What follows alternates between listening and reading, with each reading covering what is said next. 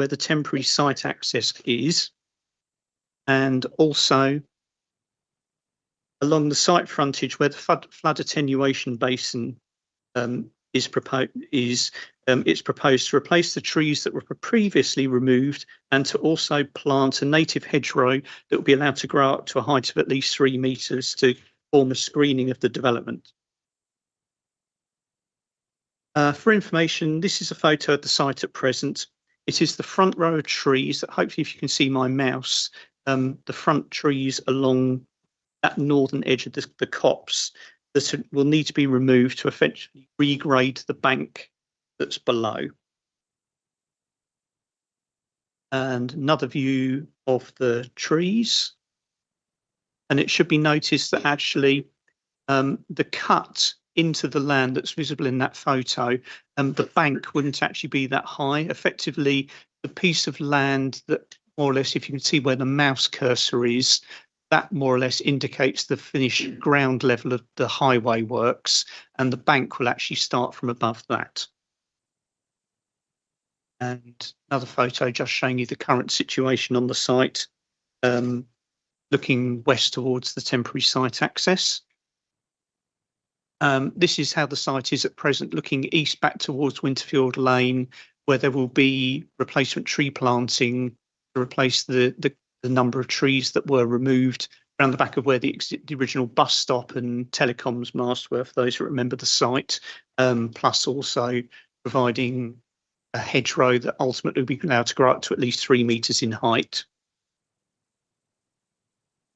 The applicant has provided some photo montages to actually give an indication of how the landscaping is considered to mature over time. So the top photo on this slide is how the site is at present, and then the photo below, that's at year 1 of the development at the western end of the site, and similarly years 5 and 15 to show how actually the replanting grows up to actually just beef up the copse area.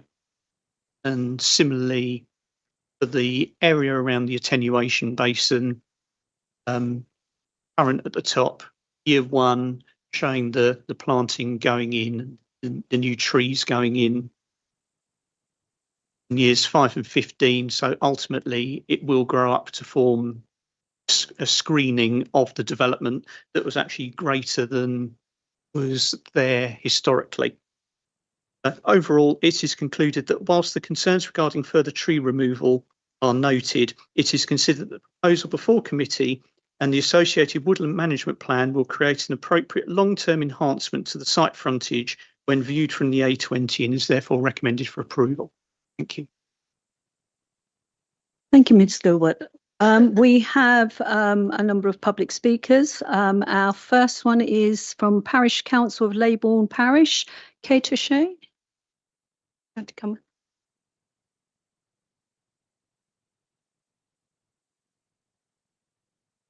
You have 3 minutes to speak, and I will, if you just come to this mic here, just come and sit yourself down.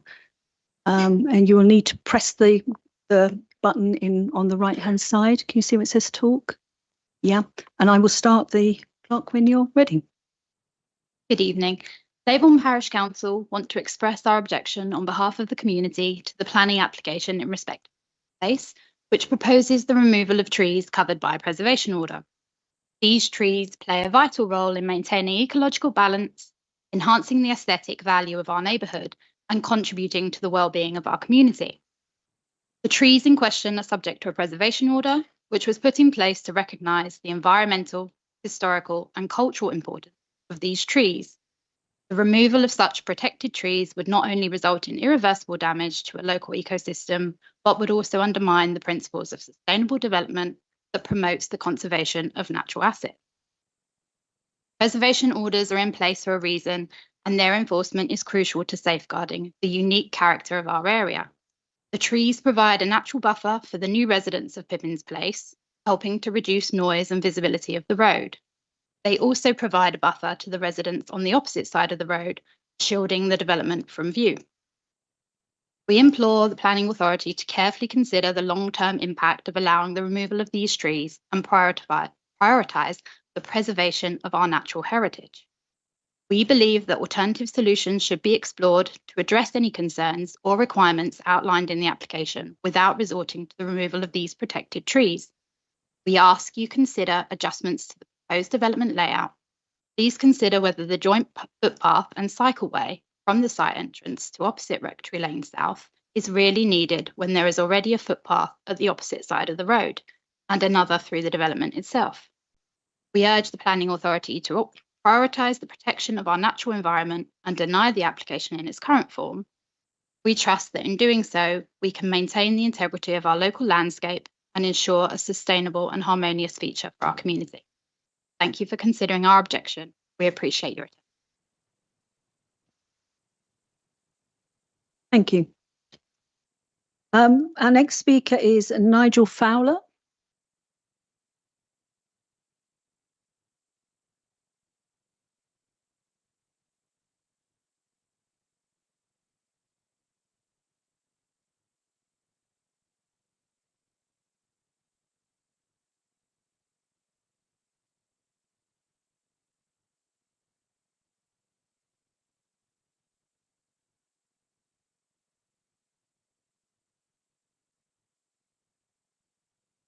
Okay. Right. Thank you. Good evening, everyone. I live directly opposite the site, and I wake up to a crime scene every morning because those trees had a tree protection order, which we worked hard for. I personally stopped those trees being cut down illegally twice, and the council have allowed this to happen. I can't believe how bad they are. And they based it on the ground levels at the site entrance not meeting up. But this tree created the ground levels, and they've moved mountains, so that's a lie. We agreed to go back to the boundary posts, and now they're taking the posts out of the equation and wanted to remove more trees. I'm going to live there for the rest of my life. I bought that house for what I saw, and I like my house, and I don't want to see a building site with, they intended to build a slip road coming out with cars exiting in front of my house. Very dangerous. The speed limit on there is fast, and people do not get a chance to get out of their houses easily now. But when I met the developer, he said that's what they intended to do. They intended to build a slip road so that they could travel at speed out of the development, where we don't have that privilege. We have to wait and take our chance. And with cars coming out opposite my house, there's young families, it's going to be a disaster. So dangerous. And there's also a road that's adjacent to the to our road. So it's really, really dangerous. And I'm not prepared to stand back and look at a fence when I look at trees. Those trees are important to me and everyone who live in the area, who drive by. We fought for a GPO, and to take that away is an insult and a crime, and it's a crime that is not being punished. I want to see the people who ordered those trees under a TPO have a criminal record. And that's the law. It's an evasion of the law. And we are paying the price for it. It's just not fair. I put my life savings. I'm not giving up. And I'll fight, fight and fight. And don't think I'm a stupid person, because I don't care what I do to protect those trees, because I look at it every day. People, you can't tick it off.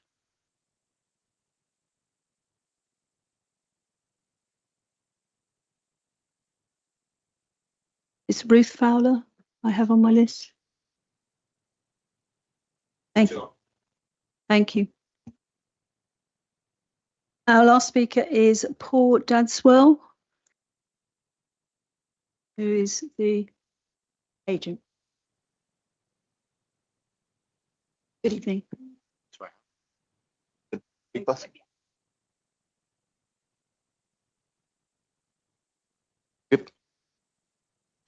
Good evening, everyone. My name is Paul Dadswell. I'm here on behalf of Vistry. So I'm the applicant. I'm the planning manager for Vistry for the Kent region. I don't want to hold you up too long. So I just kind of wanted to set out some of the background and context for the application that's in front of you. So Waits obtained planning consent in March 2021. Vistry then purchased it as a joint venture with Waits in November 2021. We obtained reserve matters consent in September 2022. Following that, we started working up our working drawings, which is the detail of the site, so that we can build it out. And at that stage, it was apparent that the access plans that were approved did not count for the level change between the site and the road. And in discussions with Kent County Council at Section 38 stage, it was agreed that a retaining solution was needed for highway safety to stop the site falling into the road and ensure that the access which had been approved, which this application does not seek to alter in any way, can be built out. Of the two options to retain land, it was either a retaining wall or a banking solution, which we've gone with a banking solution which has less impact on the trees. We don't want to take out trees, but we do want to develop this site, and we need to implement a safe access that is already approved. Effectively, this application was submitted as soon as we were aware of this issue, which was before these trees were TPO'd. So we submitted an application entirely upfront to regularise the change and make it all transparent to everyone, rather than taking out the trees, which in our view we could have done under the approved outline consent regardless. We've then had sort of numerous meetings with the council. We've progressed matters, and there have been various changes to the plans to pick up on comments from the council's landscape officer, the council's tree officer, and the application before you now puts a woodland management plan in place for these TPO trees. The trees currently are in a poor state of repair. They're ivy grown, lots of them have fallen over, they're dying. The woodland management plan will actually bring that into a better state of repair, and the woodland will be better for it. There are over 30 trees proposed as planting mitigation for the trees to be removed, the 30 trees to be removed, as well as over 300 trees on the wider site. Effectively, this access needs to be approved to allow us to start occupying homes. There's 250 homes, 100 of which are affordable, that are approved, that can't be occupied and can't continue to be built until this access is approved. There's also a country park, a community building, a number of play areas, and over 300 trees planted on the wider site, all of which are currently being held up by this. Understand the situation. It's just to plead with you guys really to approve the application, allow us to continue delivering houses as we want to on what is a consented site. That's all from me. Thank you. Right. Okay. So our councillors that would like to speak that called this in is Councillor Dean. Is it you speaking of the call in, or? Yeah. Oh. Yeah, thank you very much, Okay. Bill Banks. Yes, Bill Banks. Okay. if I thank you. can set the ball rolling, so to speak. Yes, just to give a little bit of background from a different perspective, I think we've heard this evening from some residents, and there is a lot more residents that are involved in this particular thing.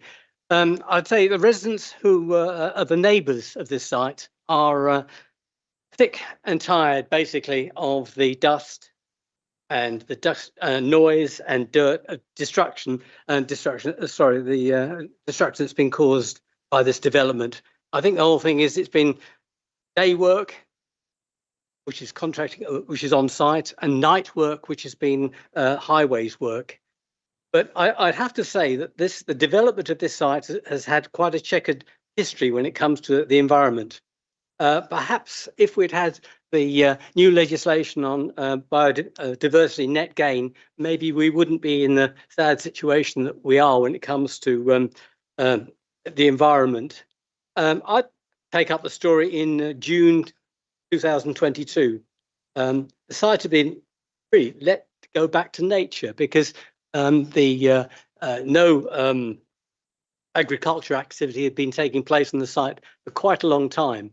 and Mother Nature moves in, and I think what had happened there was, being near Larkfield, we suddenly we found we had skylarks on the site, and it was the breeding season for skylarks, many skylarks, and that was the moment really when the developers started work, and they started work by moving vehicles all over the grassland, and I must admit it was most concerning because, as we all know, it's a criminal offence to actually disturb nesting birds.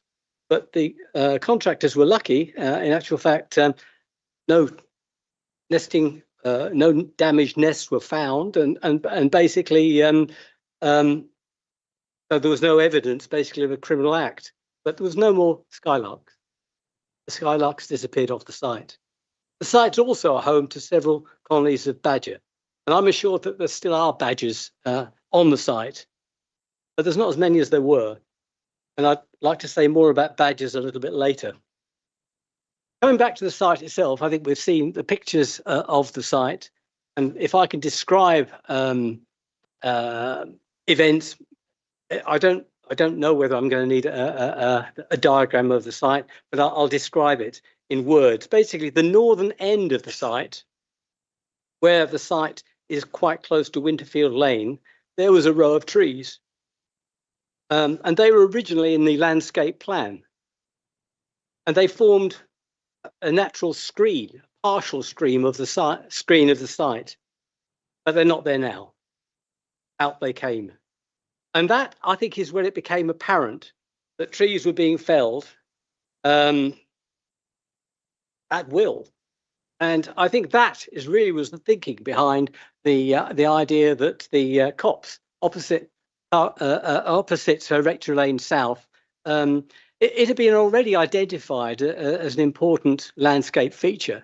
I don't think it comes into types of trees. It's not an ancient forest, but it is a landscape feature, which is my understanding is the reason protecting a landscape feature is the reason for a TPO. It was applied for and it was granted. And it was my understanding that these trees were identified as an important landscape feature back in 2020. As we already heard, I think back in autumn 2024, we got into a situation where some of those trees were felled. And I understand there's an investigation taking place to establish whether this was a criminal offence. That is hanging in the air. Talking more about the copse. Within the copse in question, there is a badger set. I've not been able to have access to that badger set for over a year because there's fencing around it. But there is badgers on the site, and so it could well be that that badger set is being used. And if it is being used, it's going to be very close to the intended shared cycle footpath. Perhaps you can see why residents are so annoyed, because I think on top of all the other items that have happened, I think that the neighbours are basically, and residents are concerned about the environment and wildlife. We're now being asked to overlook this important landscape feature covered by the TPO, which would allow a shared cycle footpath to be built. In my view, the proposed shared cycle footpath leads to nowhere. It's completely unnecessary. And if it was built, it would join the London Road on the brow of a busy road. Cyclists and pedestrians have a better option. They could cross the road, or there is paths behind the copse where they could basically avoid going anywhere near the busy road.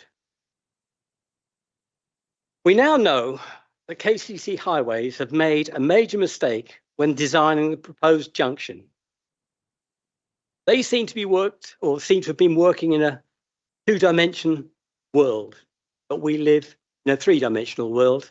And in this case, that really matters. Because the mistake made by KCC Highways means more land is required to build the junction because of the different levels. The land required is not part of KCC highway domain. Now, there may be some vital point that I've missed regarding this, the need for a shared cycle footpath, but it's not been presented at this meeting. If only KCC Highways could explain themselves this evening.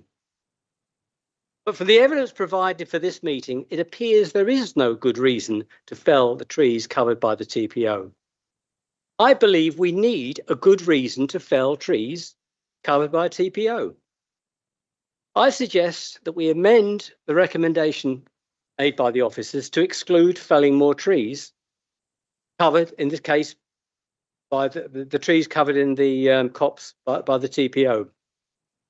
I don't believe this would stop the junction being completed, but it would mean there would be no room for a shared cycle footpath west of the junction. I'm happy to move a motion to this effect at the end of the debate. I don't believe we should be bound by an agreement with KCC Highways, which is based on a major planning mistake. Thank you. Can I just clear up something? This application was granted on appeal. We didn't have that choice. The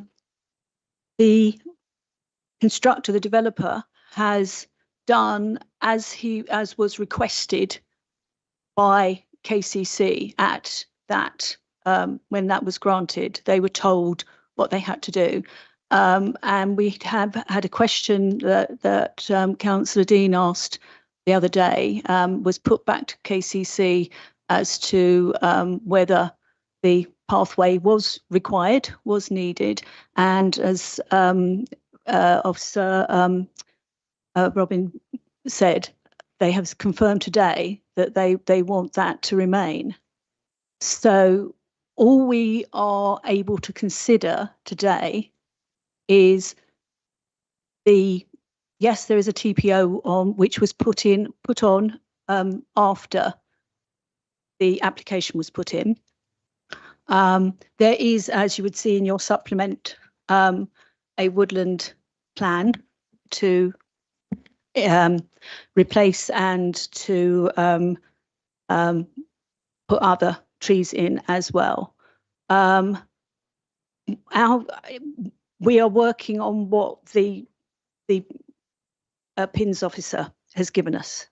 And there is two options: a fence, a wall, or the banking is what we're left with. Is that, am I right in that respect? Essentially, Chairman, yes. I mean, obviously the report does look into the issues of what a retaining structure would do, and it says in the report the restraining structure would result in the same loss of trees and potentially could have a greater impact due to the fact that the foundations may have to be deeper if you had a retaining structure there. It's something that the ward members have quite clearly said they don't want to see, and that was endorsed at our site meeting when we went out on the site meeting with members. So what officers have tried to do with the applicants is work to a scheme which some parts of it are fixed, i.e. the footway stroke cycleway, which was granted in the outline consent. And what I should really explain is the difference between a Section 73 application is that it's an either or option. So it doesn't effectively replace the original permission. So it sits alongside the original permission and the applicant can implement either or. So it stays, it's not, just because you're removing a condition doesn't mean you're effectively, the effect of it is not to remove that condition. You have a standalone planning permission. This one is almost a replica with the amended conditions that reflect, and an applicant can either choose that one or that one. But the reality is the changes to the cycleway road would remain because that is in the outline permission. So what we've tried to do, given the fact of where our housing land supply position is, we're 2.89 at last call in terms of we haven't got our 5-year housing land supply. There is a planning permission for this site to deliver those number of houses, 250 units plus significant number of affordable housings. We're looking at ways to try to secure delivery of that site. There's also a limitation on in terms of access into the site. There are obviously conditions on the outline consent, which restricted occupation until substantial completion of the accessway. You can see the accessway is not operational. So there are lots of mitigating factors, and what this report seeks to do is to come up with a solution to try to unlock this with a graded bank, which yes results in trees, but does seek the replanting of 30 additional trees with circa 300 plus on the wider site to try to mitigate the impact. It is acknowledged that there is going to be an impact from the loss of those 30 trees. You can see that they're quite established, but they're not grade A or B trees. They're much lower quality trees.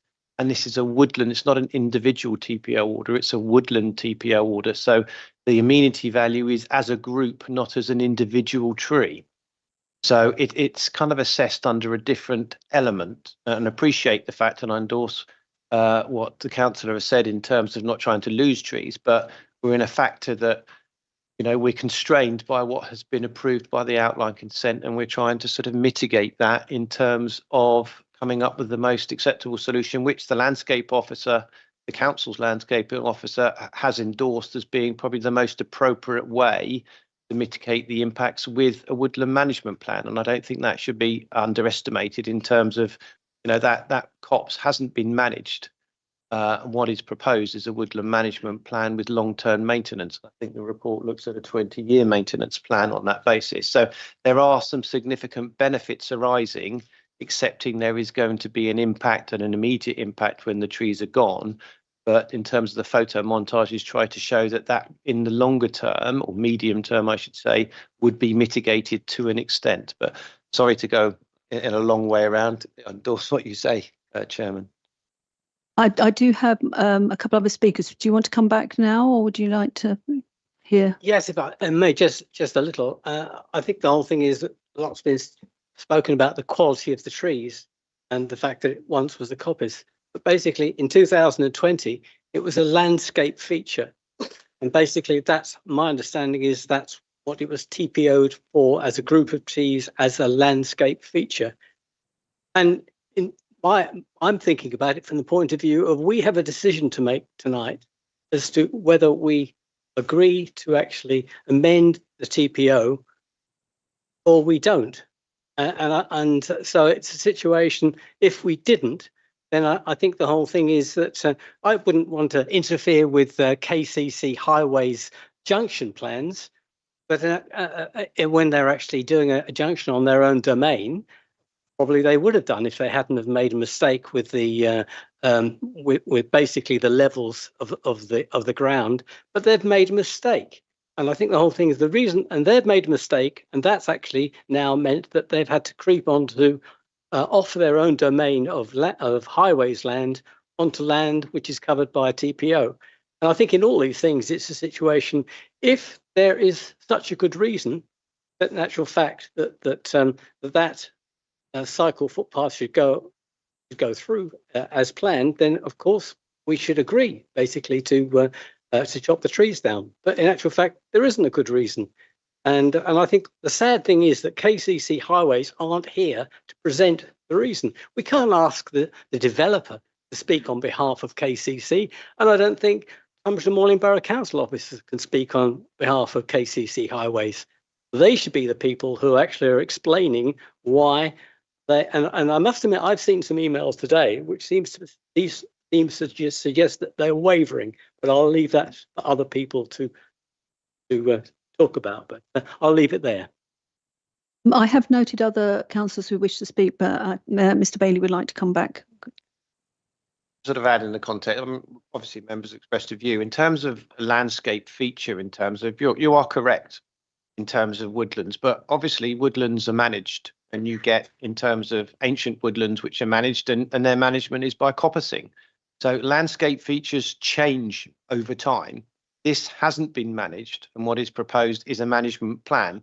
It's a recognised fact that if you come up with mitigation in terms of an ancient woodland, which looks at soils that have been there for 600 years, it's an ancient tradition to coppice. And then if you cut the trees down, then what you see is your landscape feature has changed. So it has to be recognised and acknowledged that landscape features do change. It's about what you put in to mitigate and manage those and how you manage that change. So I just thought it's important for members to stress that, you know, trees, when they're managed, they don't stay as they are. They are managed, and you know, look around us. There's a management plan that goes on in this King's Hill. And if you look at the trees on the boundary, they're all coppiced. And so what looks like now a heavily wooded area suddenly changes in a 9-year rotation management plan. And this is a prime example in terms of what you've got here. Thank you. I just thought I'd sort of emphasise that point. Councillor Taylor. Thank you very much. Is there no other local members who wanted to speak first? Councillor Dean, did you want to come in first?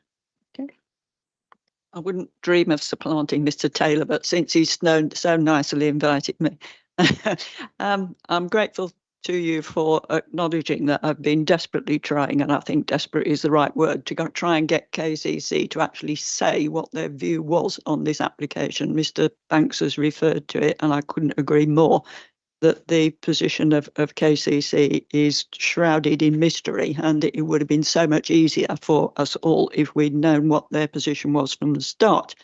And I thought about an hour ago that I now knew what their position was, but I'm somewhat confused by what Mr. Gilbert has said.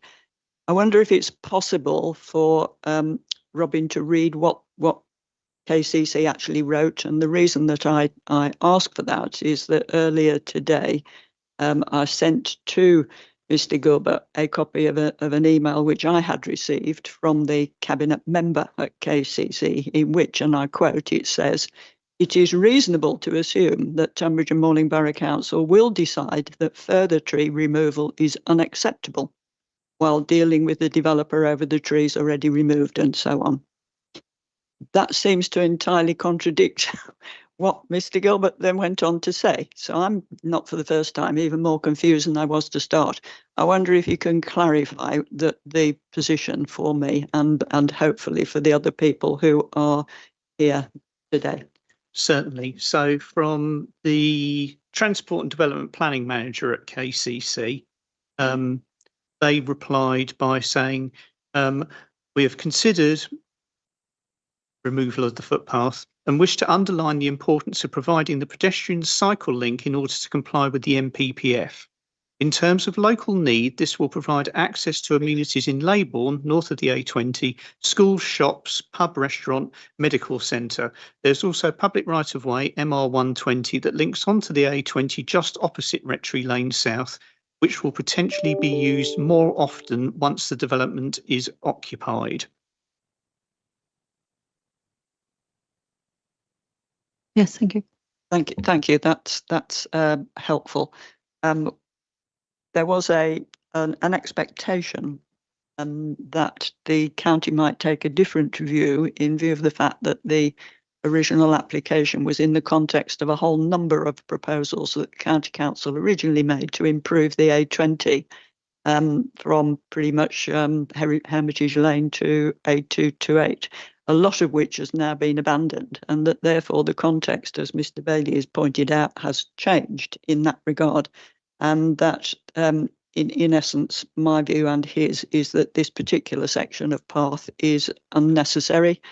And I support the position of Leybourne Parish Council, who point out correctly that there is an all safer alternative within the estate for both pedestrians and cyclists to use, and a much safer crossing point if that is what's required to access the services of Leybourne to the east, which already exists there and therefore doesn't require further work or expenditure.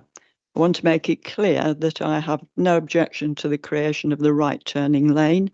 I welcome the woodland management and I understand and am pleased that the officers have worked hard to get the best out of a bad job.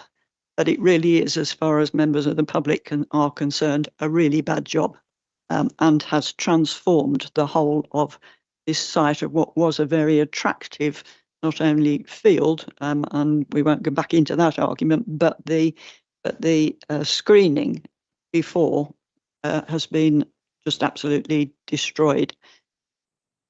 I want to therefore ask if it is possible for us here to go forward with the community park, with agreeing that occupation of the premises on the estate could begin, agree that woodland management can go ahead, and just vote against the removal of the trees as Mr. Banks indicated. Thank you. I'm not sure that they can do that because they are committed by the application to actually, you know, by what they've been granted, that they have committed to do this path for KCC. I don't think they've got a choice in it either. Yeah. Councillor Taylor, do you want to come in now? Thank you very much, Chairman. I'll be very brief.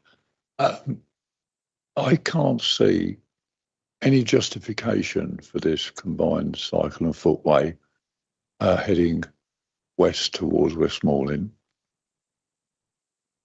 And there is plenty of room south of this woodland to put that footpath in if it were desperately needed.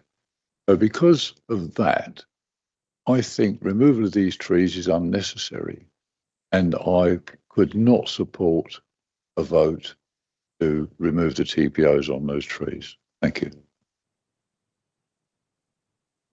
So, Councillor Taylor, you're suggesting that the path goes to the left of those trees as we're looking at it,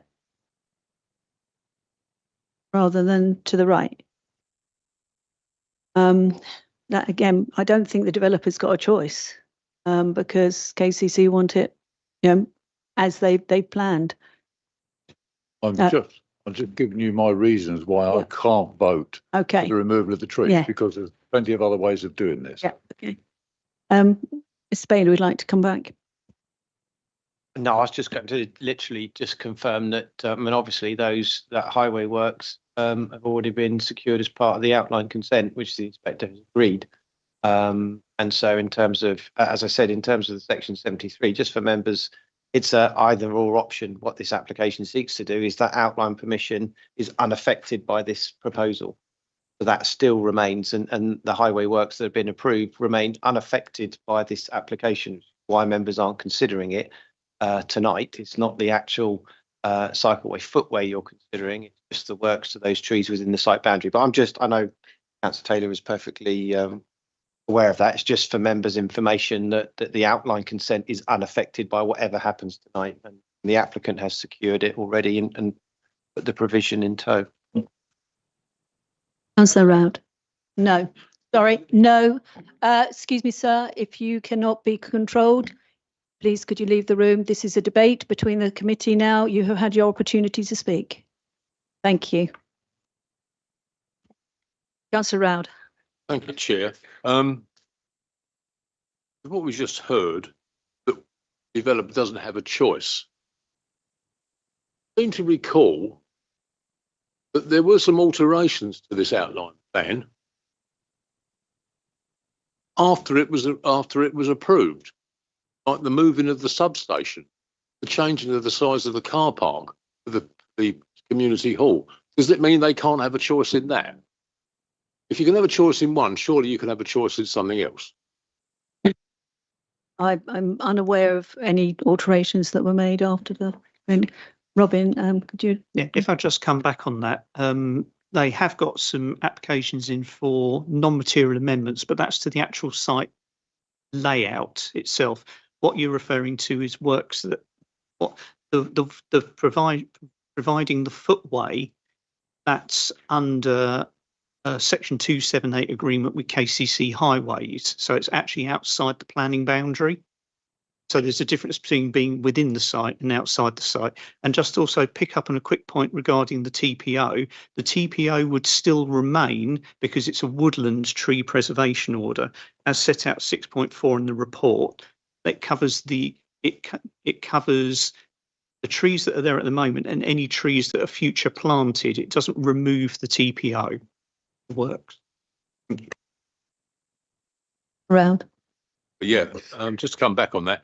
So within the actual site, they can make an alteration. So it could be within their gift to actually move or to actually put a cycleway within their site that connects up to the public footpath that crosses the road, and do that within the site. And that may well avoid this situation, and KCC could then accept it, because that would supply them with a cycleway to the footpath that runs across the site further up. Do you want to come in, Robin? If I just come back on that point, effectively, what you've got to realise is the path that's been approved under the outline is within highways land. So therefore it's a highways path. Anything within the development itself would be on private land. So therefore it wouldn't be, strictly speaking, a path along the edge of the highway, which is what has actually been allowed by the inspector.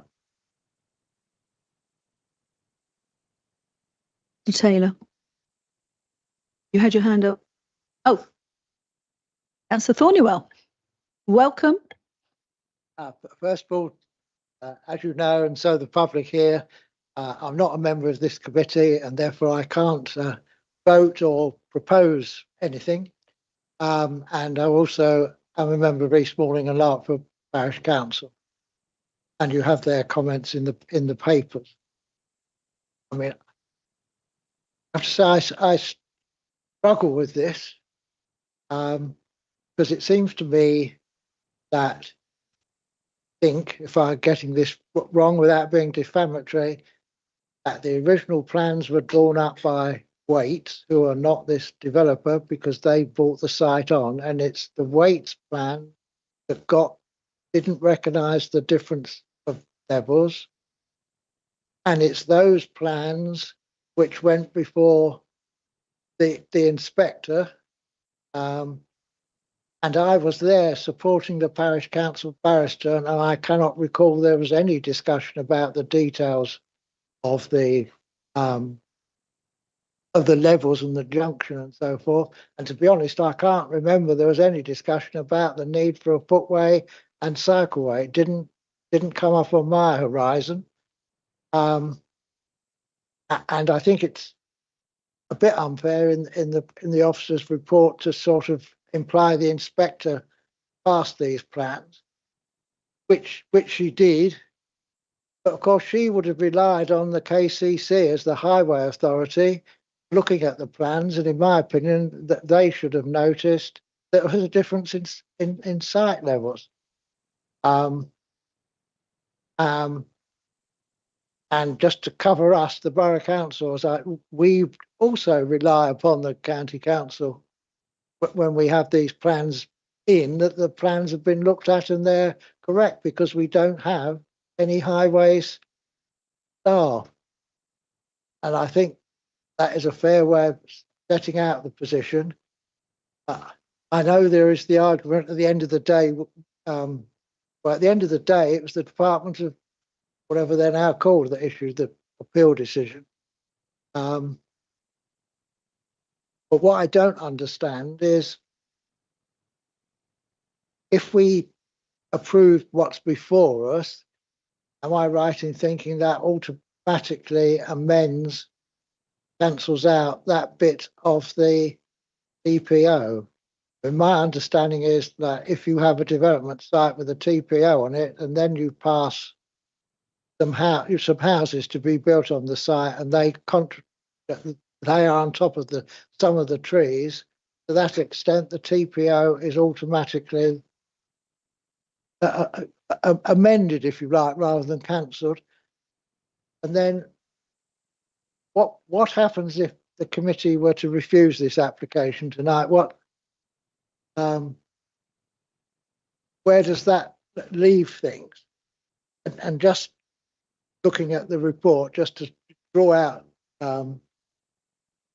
but first of all, clause 11, which is in the existing approval, I think, none of the dwellings shall be occupied until the access from the A20 has been substantially completed. my view actually is it could possibly be substantially completed if there was a right-hand turn lane and you got rid of the cycleway and footway. And then it says 10, clause condition 10, none of the dwellings hereby approved should be occupied until the rights of way have been substantially completed. And certainly from a parish council, we've always been keen on that. And one of these rights of way, I forget which one without my footpath map in front of me, comes out opposite Rectory Lane. So if you're coming out of this development to go down Rectory Lane, such as to the school, or then to use the footpath the officer of the county council refers to cut across the development and go to the village hall shopping centre, you would use this footpath. You wouldn't come out of I don't think, if you're walking, you wouldn't come out of the access road that's been completed and then turn left and walk up the hill again, so that you've done two sides of a triangle. You'd go the shortest way. So if there was a way of achieving it, I would get rid of this footway and cycleway, but keep the right-hand turn, which I think that's needed into this site. And just to add, and I can't propose anything, as no, one of the things residents are concerned about is if we were to pass this application, what's going to happen if more trees are actually in the reality cut down when the contractors who don't have this permission in front of them start cutting down the trees. I have to say I was pleased we had the site meeting. That was a good thing. And can I also say I was pleased following that site meeting to be able to go to the developer's office, and they provided us with hard copy plans, which I delivered to my office and labelled, and that was really helpful. But coming back, what if we were to refuse that application? Where does that leave the council? Mr. Bailey, do you want to come back on that one? I think between myself and Robin, we'll try and address those. First of all, first point, the TPO issue. Planning permission will supersede a TPO order, but it doesn't mean the TPO lapses granted on planning precedent.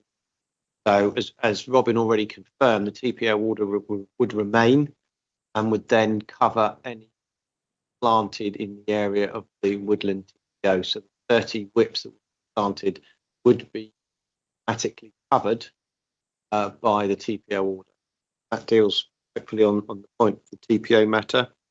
You then come to say what happens if committee refuse this application. Well, the access way can't be approved. Effectively, the access way, effectively it stops occupation. The planning manager already referred to occupation couldn't continue, currently being used from the emergency access.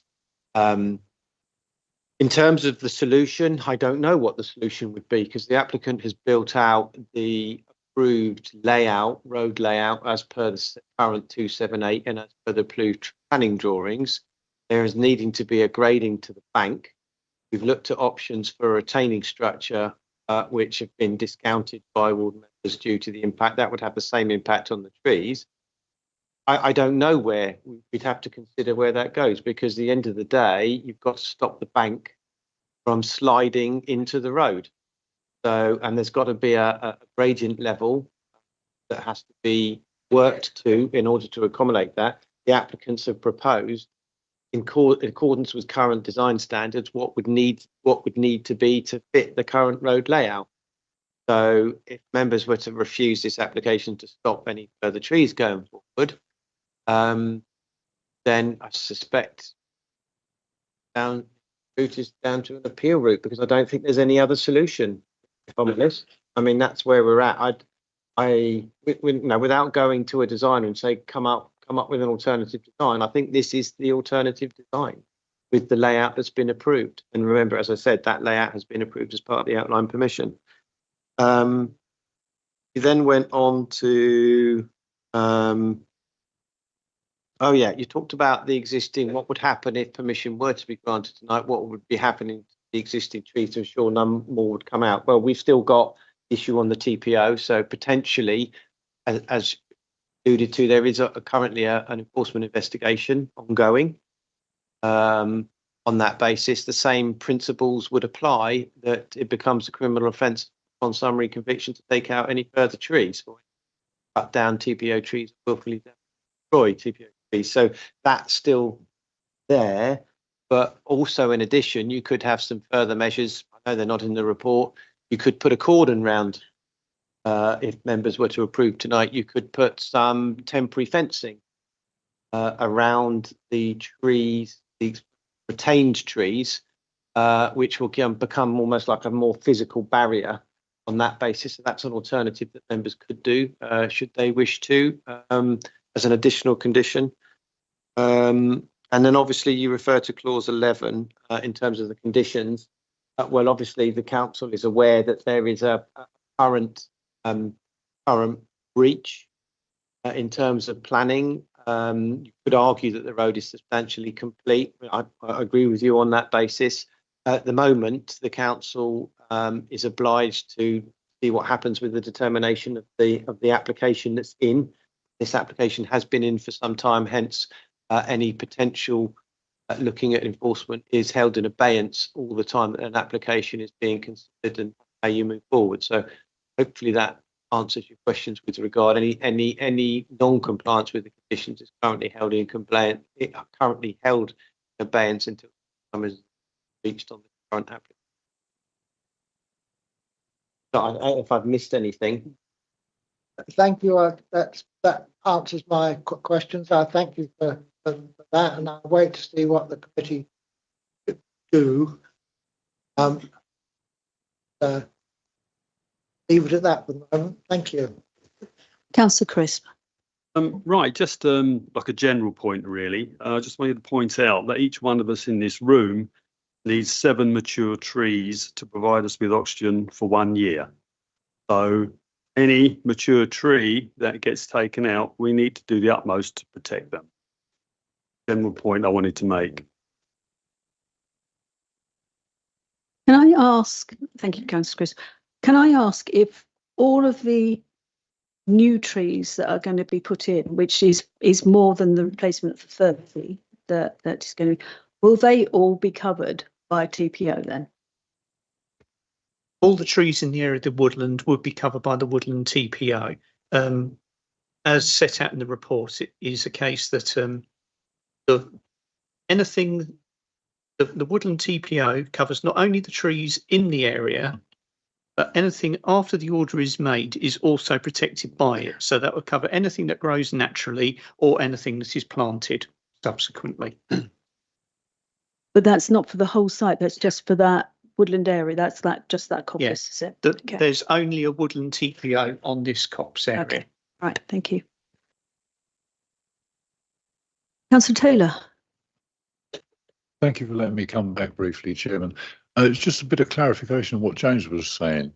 He said that the enforcement action on the trees that have been cut down is in abeyance pending the planning approval. Is that this planning approval? So if we approve this tonight, does that let the developer off the hook for the trees that have already been cut down? No, I said in relation to Councillor Taylor, in relation to the breach of current conditions, reference condition 10 and 11, I think, on that basis, which was occupation of the dwelling before substantial completion of the access way, and condition 10, which related to substantial completion of the footways. So in relation to a potential offence in relation to TPO trees, that's currently under investigation.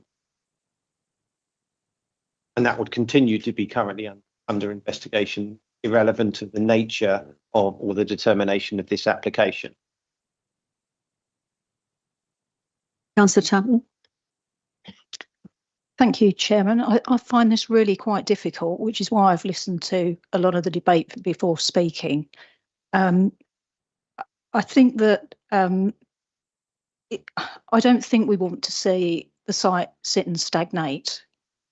You know, we pass it every day, and you know, this could drag on and on. At the same time, I'm really very, very uncomfortable about seeing any other trees come down. And James made the point about coppicing, but when you coppice, you've still got the stalls and they grow back up. And this would be taking that sort of front row of trees back, and they won't regrow there. There will be perhaps some planting on the bank, and of the options that came forward, a bank to me is preferable to a retaining wall. So I'm grateful for the, you know, the attention to trying to, you know, looking into those different options.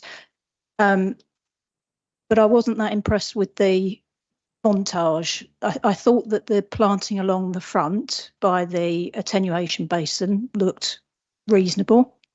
At sort of, was it 10 years or 15 years or something? But I couldn't see a real discernible difference within the copse. So that's where I am really. I am actually still undecided because I'm not keen to see the site just sit there. But I agree with what everybody else has said about this footway and cycleway, and whether there's a need or not. And I know where we are with KCC, but I wonder whether if it was refused, whether it would put any pressure on KCC and the applicants to have some further discussions and see if sort of banging some heads together might come up with a different solution. But at the moment, I'm inclined to not support it because I'm really very uncomfortable seeing some more trees come down here. If you look at some of the historic maps, that copse has been there since the late 1800s. So it might look a bit scraggy, but it's an established copse. So that's where I am. Thank you. Yeah, I mean, from my opinion, now it's all been dug out, and as we've seen the photos, if the pathway's not put in, let's just say it's not put in, what still happens to that bank? What is then going to happen to what's there now? Yeah, Councillor Banks. Thank you, Chair, for letting me come back in again. I think to answer your question, if we actually just didn't allow any more TPO trees to come down, where the bank is now, basically they would have to move the bank back, which is reason why they want to take down 30 more trees. I think the whole thing is that if it was left as it is now, the roadway for the we're talking about a roadway, the westbound roadway, the new roadway that they're going to build, wrongly called a slip road. That road westbound lane would be there, and there would be a bank, but there would be no more trees coming down. And I think it would give a pretty heavy hint to KCC highways that we want them to actually reroute the cycle route round the south side of the copse. So I think it's a situation that I think it's a situation, I think they're wobbling as it is now. And I think if we were not to do that, I think the whole thing is it basically, it's as it is now, with no more trees down and with the roadway built, I think it would be fine. So I think it's, we should amend the officer's recommendation to that effect. And I think the whole thing is, I have a feeling that KCC would, let's face it, it's not their highway domain. It is basically the incorrect design they put in, which they made an assumption that they could do it all on highways land, but they were wrong because the levels are wrong. You can blame whoever you want to, but certainly Kent Highways, KCC Highways didn't check. And that's the issue. It's a situation we shouldn't be bound into an agreement based on basically an error that's been made on a plan. And so I think really not the punishment, but I think the whole thing is the good solution would be south of the other copse, because as Councillor Thornwell says, in actual fact, it is the natural route that you would take. So in actual fact, it's a good solution. It's not a bad solution. And I want to see that junction finished as fast as possible. So let them get on with the roadway and let them think again on the cycle footpath.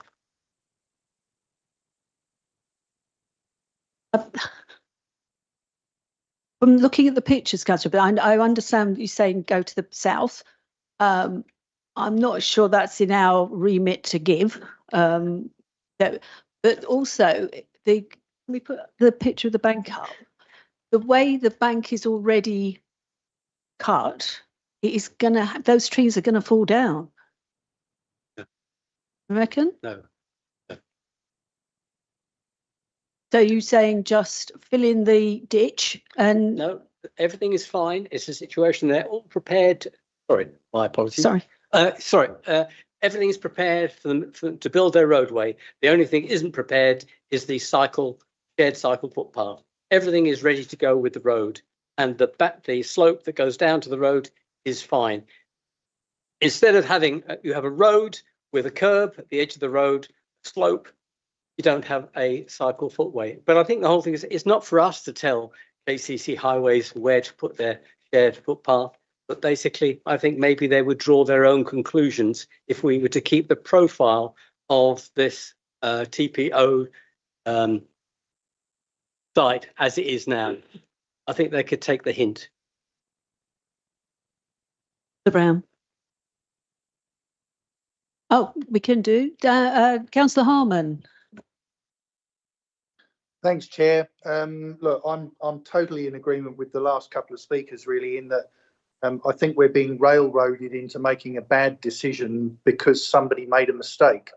You know, as the roadway sits at the moment, it can, or as the cutting sits at the moment, the road can be constructed without any need for additional works, as long as we're not having a footpath and cycleway there. And having grown up round here and knowing this piece of road for I don't know how long, 50 years or so, I don't think there's any need whatsoever for a cycleway on that side of the road.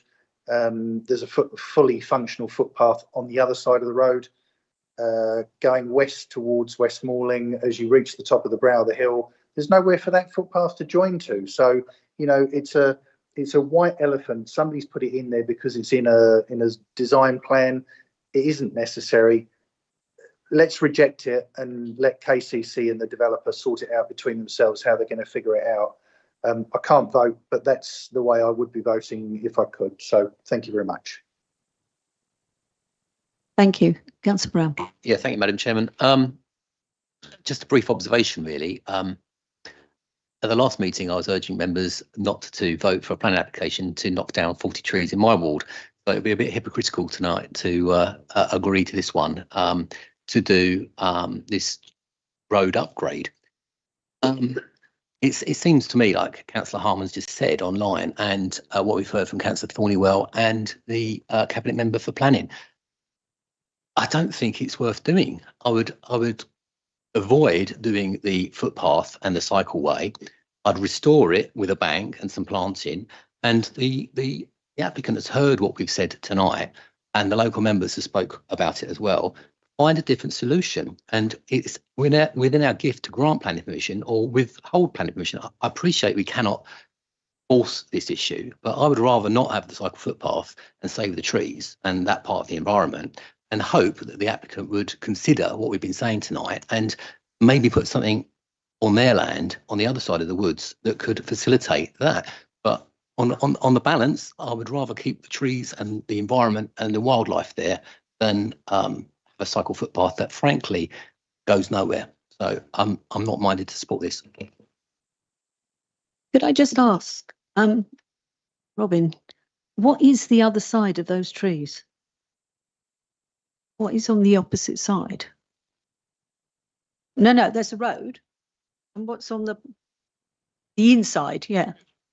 Another road.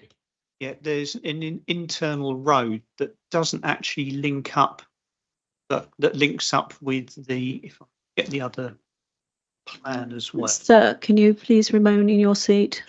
Yeah, so as you can see, there's actually an internal road that goes round to the west, so to the south of the copse. The copse is effectively the area below the red line. The red line more or less reflects the edge of the highway, and then you've got the road that goes round in front of the houses, and that actually follows round to the west. Oh, wrong way, sorry. and joins up with the public right of way that then comes through and joins onto the existing crossing point. So I just would want to point out, I was playing devil's advocate, the fact that the footway that is proposed along the south edge side of the A20, it's not a footpath to nowhere. It's been designed to actually join up with this end of the MR120 and also the existing crossing point across the A20 that's present. So there's a reason why it has been put where it is. It's not just designed as a footpath to nowhere. It does actually have other linkages.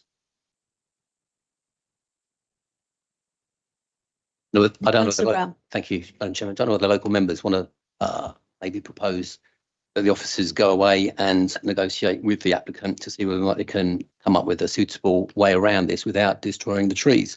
Whether or not that is a footpath on their land away from the trees.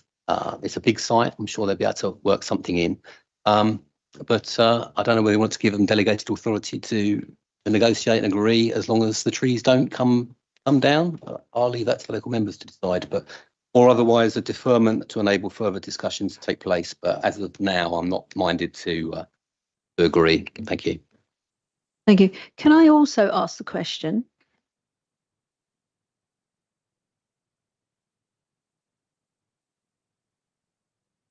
Mr. Bailey, could I ask the question?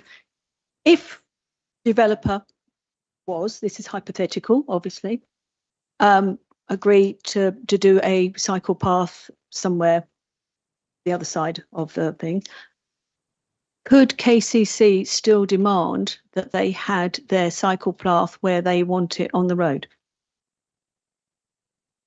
Well, they've confirmed that the current layout is what they wish to go forward. So they have confirmed that already.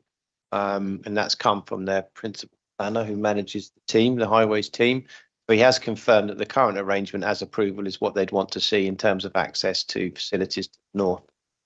So they've already confirmed that. In terms of going forward with a way forward, I'm just trying to discuss with Robin how this could look at. I mean, obviously, as I've previously said, there is an outline consent with this road layout as agreed. And technically, the applicant could just go back and say, on the basis it's not for consideration where we are, they'd need to renegotiate the 278 agreement because the 278 agreement has the footway stroke cycleway. That could be an issue that KCC would renegotiate on. But again, as I said, they've already confirmed that they wish the current arrangement as you've got in front of you to be retained. So they've already confirmed that. And obviously the applicant doesn't, is following an agreed outline permission. So they may just turn around and say, well, no, I'm not prepared to negotiate on it because I've actually implemented what I've been requested to and is what I've got planning permission for. I'm just trying to find a way forward on this in terms of where members are in the room. It may well be that the best option for us is to defer for a cycle, see what the applicant's view is and KCC's view is to see whether there is another option and try and work around that basis, because I do think a solution needs to be found for this site. We're holding up development. It's not a question of forcing members. There's development of significant number of houses here and we haven't got our supply and affordable houses that, not only that, there's significant costs for the applicant who can't occupy the houses because they can't have the access way. So there's costs all around, plus environmental damage being done while the Harris fence is staying on the road. So the solution needs to be found. I don't necessarily think a refusal on that basis secures that solution, and maybe a deferment to try to get a discussion to go forward might be the best option. But I would suggest that comes forward very quickly on a quick turnaround.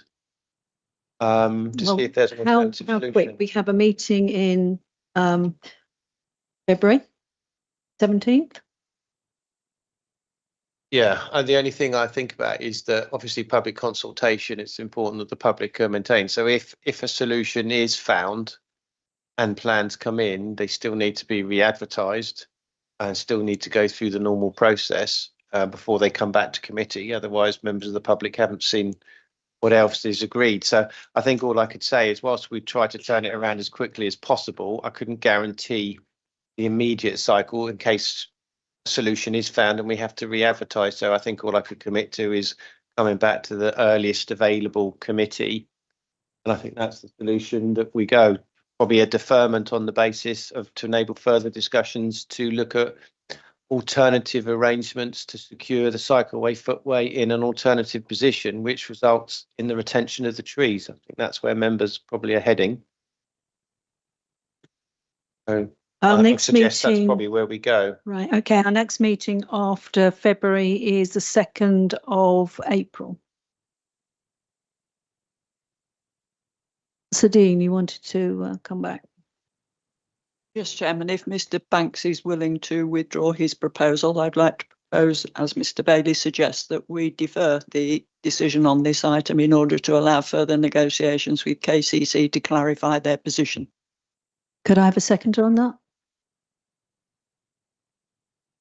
And the developer, would you like to add, and the developer in that proposal? Yes, please. And while I'm thinking about it, could we involve members as well in that discussion? I think that the County Council needs to be under no illusion that if this committee is in a position to have to make a decision, as we on the papers that are in front of us today, we'd be likely to refuse, and that we'd like to avoid that situation and try and arrive at a negotiated agreement. And Councillor Roud, I think you are second for that. Are you happy? We'll go to Councillor Brown. Madam Chairman, I just wonder for speed, could the local members not liaise with the planning department, and if they find a suitable way forward, just do it with delegated authority if it is to local members' satisfaction? Would that be acceptable to? Would that be acceptable to you? Just for clarification, the delegation is just to find the solution and keeping, I mean, obviously, case officer would keep ward members informed, but obviously if a solution were to be found, obviously then coming back to committee to make a final decision, yeah. That can be. Okay, so can we take a vote on this? Do we need to, do you want a single vote or well, show of hands? Yeah.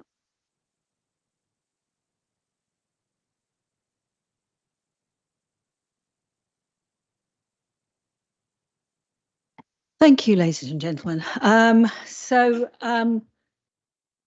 So everybody's clear. It's now being deferred to go back to KCC with the officers and the local ward members and the developer to see if there can be a solution that is better for all concerned. So thank you very much. If you do not wish to stay for the next application, I should make your escape now.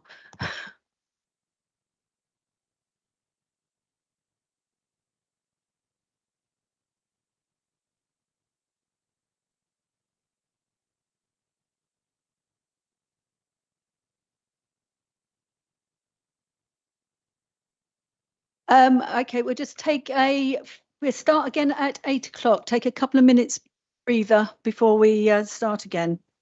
Thank you.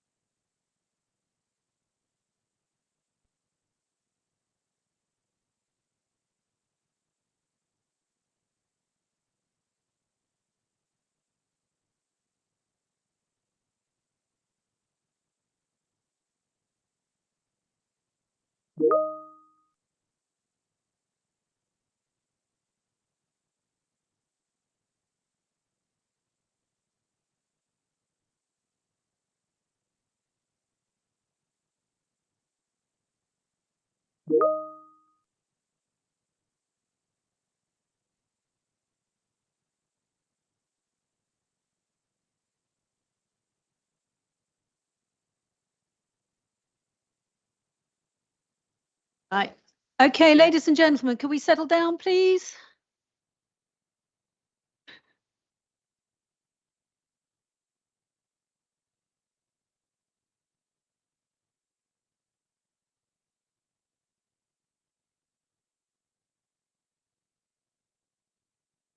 Come on, Mr. Rowell, get yourself slotted in there.